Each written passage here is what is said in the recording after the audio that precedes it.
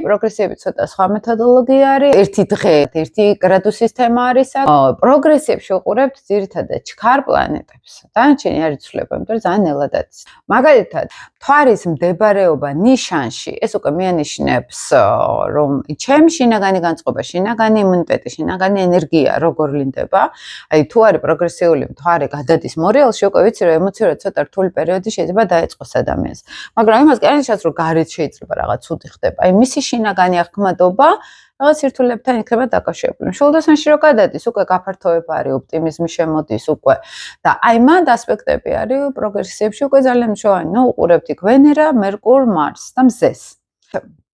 სხვა პლანეტებთან შედარებით უფრო ჩქარა დადის და მან პროგრესიებში თუ არის შეერთებები ვენერასი მაგალითად ან მარსის აი ესეთი პლანეტების ეს უკვე მიანიშნებს ჯანმრთელობასაც რაღაც იქნება ან გუნება განწყობა ზოგადად პროგრესიებთან გვაქვს ჩვენ ძალიან ისე დაკავშირებული ახლოს ჯანმრთელობის საკითხებზეც უფრო მეტად პროგრესიებში ნახულობთ პროგრესიები არის უფრო შინაგანი ემოციური განცდადი როგორ აი ხა მე რასაც ვიდეოებს ვდებ პლანეტებზე ზოგადი ხო ვის უსმენთ ახლა ამ ზოგად ანალიზს აი თქვენ შეგეძლოთ ეს პროგრესიებსაც მიუსადაგოთ მე თქვენი ენერგეტიკა რა კუთხით იცვლება მაგალითად რა ასპექტს ქმნის მარტო ეს არ არის რომ ნიშნიდან ნიშანში გადადის ახლა პროგრესიებს დირექციებს ჭირდება ზუსტი დრო აი ეგ არის რომ როცა მაგალითად ვამბობთ ხოლმე რომ ასტროლოგთან მინდა ზუსტი დრო და მე რომ ვამბობ რომ არ ჭირდება ასტროფსიქოლოგიას ახლა წუთი-წუთზე დრო შეუძლია რაღაც დიაპაზონიც აიღოს ან უბრალოდ დროის გარეშეც კეთდება მშვენივრად იმდენი ინფორმაცია ახლა ასტროფსიქოლოგიისთვის